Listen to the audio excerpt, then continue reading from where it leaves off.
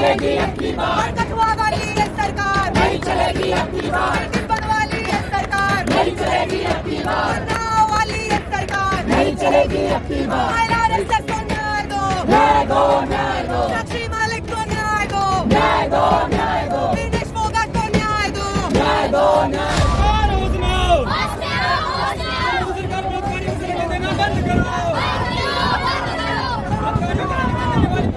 ढोंगी प्रधानमंत्री है, देश इसके ढोंग को समझ नहीं पाया और मैं समझता हूँ 9 साल में अब तो समझ ही जाना चाहिए, क्योंकि जो कुछ भी कहा वो किया नहीं और जो किया वो कभी किसी को पता नहीं लग पाया। तो हमेशा जो बात कही उसके उलट ही काम किया।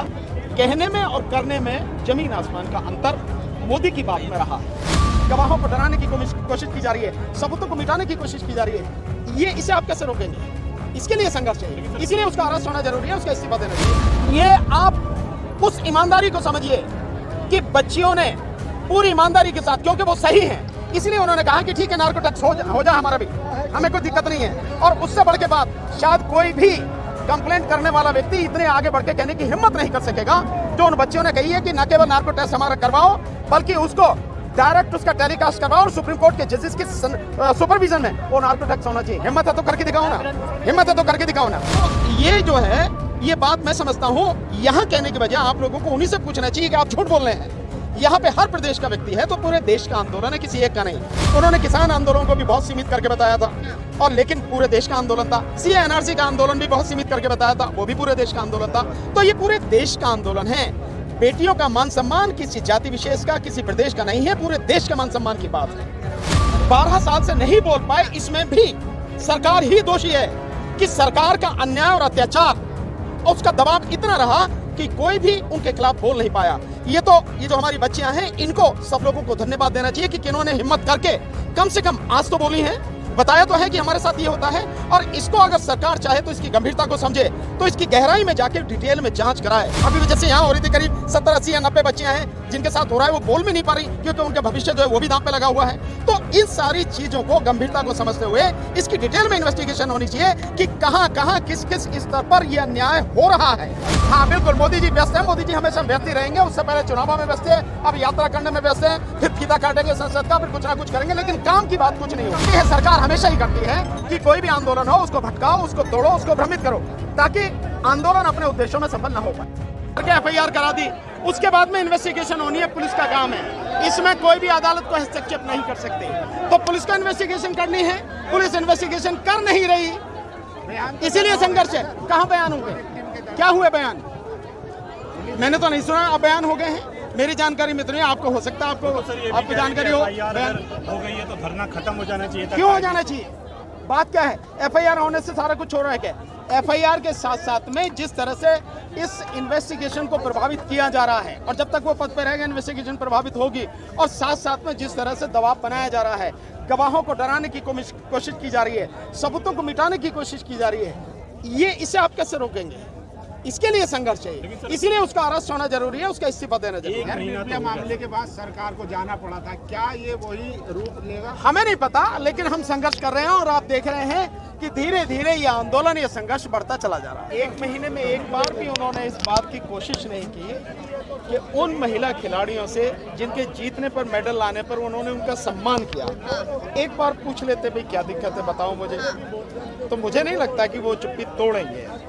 मुझे लगता है उनकी चुप्पी की बजाय उनकी पार्टी को ही पूरी तरह से ध्वस्त करना पड़ेगा। इस देश की जनता को उखाड़ के फेंकना पड़ेगा, शायद तभी कुछ होगा, उससे पहले नहीं लगता मुझे। सर यही वही प्रधानमंत्री है जो बेटी बचाओ बेटी पढ़ाओ का नारा दे रहे थे। विनेश फोगाट और तमाम पहलवानों से मिले भी थे। ढोंगी प्रधानमंत्री है, देश इसके ढोंग को समझ नहीं पाया और मैं समझता हूँ 9 साल में अब तो समझ ही जाना चाहिए, क्योंकि जो कुछ भी कहा वो किया नहीं और जो किया वो कभी किसी को पता नहीं लग पाया। तो हमेशा जो बात कही उसके उलट ही काम किया। कहने में और करने में जमीन आसमान का अंतर मोदी की बात में रहा है। सर दूसरा सवाल यही है, खाप पंचायत पर भरोसा कर रहे हैं पहलवान, सुप्रीम कोर्ट का क्या होगा फिर? नहीं, केवल खाप पंचायत पर नहीं, आप यहाँ देखेंगे यहाँ हर जाति, हर समाज से, हर प्रदेश से व्यक्ति यहाँ पर आया हुआ है। तो केवल खाप पंचायत की बात नहीं है। ये जो आप सवाल पूछ रहे हैं, मैं समझता हूँ ये सवाल भी ठीक नहीं है। इस तरह से एक इस पूरे आंदोलन को, जो देश का आंदोलन है, देश की बच्चियों के मान सम्मान का आंदोलन है, उसको आप एक जाति विशेष से जोड़ने का प्रयास कर रहे हैं। ये केवल एक जाति विशेष का नहीं है, ये देश का आंदोलन है। हर जाति समाज का, हर शहर का, हर प्रदेश का व्यक्ति यहाँ पर है। सर, जिस आंदोलन को आप देश का आंदोलन बता रहे हैं, लेकिन वही दूसरी तरफ ये भी कहा जा रहा है कि यहाँ पर सिर्फ हरियाणा के ही पहलवान नजर आ रहे हैं, बाकी राज्यों के पहलवान। मैं कहाँ हूँ आपको नजर आ रहा हूँ? मैं कहाँ का नजर आ रहा हूँ आपको? भाई आप कहाँ के हो? छतरपुर से। ये छतरपुर से, मध्य प्रदेश से, और मैं उत्तर प्रदेश से हूँ, और आप हरियाणा के तो बैठे बैठे बता रहे हो, और यहाँ राजस्थान के भी लोग हैं, यहाँ पे आप देखेंगे कर्नाटक से आए हुए लोग हैं, तमिलनाडु से आए हुए भी लोग हैं, और यहाँ पर गुजरात के भी लोग हैं, पंजाब के लोग हैं, उत्तराखंड के लोग हैं, यहाँ पर आप इधर चले जाए मध्य प्रदेश, छत्तीसगढ़ के लोग हैं, बिहार के लोग यहाँ पर, हर जगह उत्तर प्रदेश के लोग हैं यहाँ पर। तो ये जो है, ये बात मैं समझता हूँ, यहाँ कहने की बजाय आप लोगों को उन्हीं से पूछना चाहिए कि आप झूठ बोल रहे हैं। यहाँ पे हर प्रदेश का व्यक्ति है, तो पूरे देश का आंदोलन है, किसी एक का नहीं। उन्होंने किसान आंदोलन को भी बहुत सीमित करके बताया था, और लेकिन पूरे देश का आंदोलन था। सीए एनआरसी का आंदोलन भी बहुत सीमित करके बताया था, वो भी पूरे देश का आंदोलन था। तो ये पूरे देश का आंदोलन है। बेटियों का मान सम्मान किसी जाति विशेष का, किसी प्रदेश का नहीं है, पूरे देश का मान सम्मान की बात है।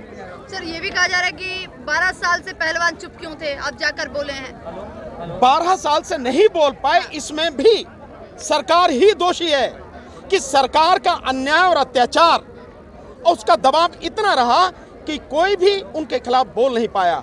ये जो हमारी बच्चियां हैं, इनको सब लोगों को धन्यवाद देना चाहिए कि किन्होंने हिम्मत करके कम से कम आज तो बोली हैं, बताया तो है कि हमारे साथ ये होता है।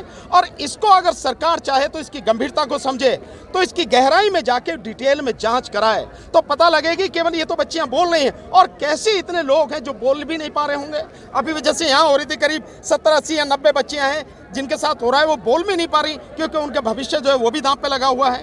तो इन सारी चीज़ों को, गंभीरता को समझते हुए इसकी डिटेल में इन्वेस्टिगेशन होनी चाहिए कि कहाँ कहाँ किस किस स्तर पर यह अन्याय हो रहा है, किन किन के साथ में हो रहा है। बच्चों को, पहलवानों को, ये जितने भी खिलाड़ी हैं, ये तो हर कोई सुनने में आता कि खाने को प्रॉपर तरीके से नहीं मिलता, ट्रेनिंग भी उनको प्रॉपर तरीके से नहीं होती। ये तो उनका अपना जज्बा है, देश के प्रति उनकी ये भावना है कि वो चाहते हैं बेहतर से बेहतर करें, इसलिए वो मेडल लेकर आते हैं, देश का सम्मान बचाते हैं, ऊंचा करते हैं मान सम्मान। सर, अभी जांच के लिए टीम तो बना रखी है सर, अभी इसके लिए जांच तो चल रही है सर। कहाँ जांच चल रही है? इस एक महीने में जो सुप्रीम कोर्ट के आदेश के बाद तो एफआईआर हुई है, और अभी भी आप यहाँ सुन रहे हैं कि 7 लड़कियों की बात है, लेकिन एफआईआर 2 ही हैं। एफआईआर तो और भी ज़्यादा होनी चाहिए थी। इसके अलावा जब भी एफआईआर हुई हैं, उसके बाद लगभग 20-22 दिन हो चुके हैं। क्या इन्वेस्टिगेशन हुई है? क्या 161 के बयान लिखे गए हैं? क्या किसी और से पूछताछ की गई है? क्या लड़कियों का 164 का बयान लिखा गया है? मजिस्ट्रेट के सामने जो बयान दर्ज होता है वो हुआ है क्या? मुझे नहीं लगता कि अभी तक हुआ है। तो क्या इन्वेस्टिगेशन है? टेस्ट के लिए तैयार हो जाए। ये आप उस ईमानदारी को समझिए कि बच्चियों ने पूरी ईमानदारी के साथ, क्योंकि वो सही हैं, इसलिए उन्होंने कहा कि ठीक है, नार्को टैक्स हो जा हमारा भी, हमें कोई दिक्कत नहीं है। और उससे बढ़ के बाद शायद कोई भी कंप्लेंट करने वाला व्यक्ति इतने आगे बढ़ के कहने की हिम्मत नहीं कर सकेगा जो उन बच्चियों ने कही है कि न केवल नार्को टेस्ट हमारा करवाओ, बल्कि उसको डायरेक्ट उसका टेलीकास्ट करवाओ, और सुप्रीम कोर्ट के जजेस के सुपरविजन में वो नार्को टैक्स होना चाहिए। हिम्मत है तो करके दिखाओ ना, हिम्मत है तो करके दिखाओ ना, तो करवाओ उसका नार्को टैक्स। न्याय में देरी हो रही है, इससे ज्यादा और क्या होगा? अभी इन्वेस्टिगेशन शुरू नहीं हुई प्रॉपर तरीके से। एफआईआर होने के बाद तो इन्वेस्टिगेशन में देरी हो ही रही है, न्याय में देरी हो ही रही है। मोदी जी व्यस्त है सर, नए संसद में। हाँ बिल्कुल, मोदी जी व्यस्त हैं। मोदी जी हमेशा व्यस्त ही रहेंगे। उससे पहले चुनावों में व्यस्त है, अब यात्रा करने में व्यस्त हैं, फिर फीता काटेंगे संसद का, फिर कुछ ना कुछ करेंगे, लेकिन काम की बात कुछ नहीं होगी। अधिकार क्षेत्रों से बाहर है, मोदी के अधिकार क्षेत्रों से बाहर है। क्या है? मोदी के अधिकार क्षेत्रों से बाहर है न्यू पार्लियामेंट का इनॉग्रेशन करना। नहीं, एक बात सुनिए कि अभी तक जो सुनने में आ रहा है कि राष्ट्रपति महोदया को उसमें जो है इनवाइट नहीं किया गया है, तो देश का प्रथम नागरिक और सरकार का कानूनी रूप से, संवैधानिक रूप से सबसे प्रमुख व्यक्ति कौन है? राष्ट्रपति। और संसद का जो भी सत्र शुरू होता है राष्ट्रपति के अभिभाषण से शुरू होता है। आप उद्घाटन में नहीं बुला रहे, तो आप संविधान का और राष्ट्रपति का अपमान कर रहे हैं, नहीं कर रहे हैं? 28 यही तारीख को वीर सावर की जयंती है। वो अपने ही चिन्हों के हिसाब से काम करेंगे, जो उनके सांकेतिक हैं उनके हिसाब से काम वकील करेंगे। साहब क्या लग रहा है किस तरफ जा रहा है ये आंदोलन अब? मुझे पता नहीं, आप पता होगा, आप पता लगाओ कि आंदोलन किस तरफ जा रहा है। हम तो लड़ते रहेंगे जब तक हमें न्याय नहीं मिलेगा, जब तक हम जीत हासिल नहीं करेंगे हम तो लड़ते रहेंगे। सर 2024 के इलेक्शन पर इसका असर पड़ेगा क्या? पड़ेगा, बिल्कुल पड़ेगा, इसमें क्या शक है। सर इस आंदोलन को भ्रमित करने की भी कोशिश की गई। वो करती है, सरकार हमेशा ही करती है कि कोई भी आंदोलन हो उसको भटकाओ, उसको तोड़ो, उसको भ्रमित करो, ताकि आंदोलन अपने उद्देश्यों में सफल न हो पाए।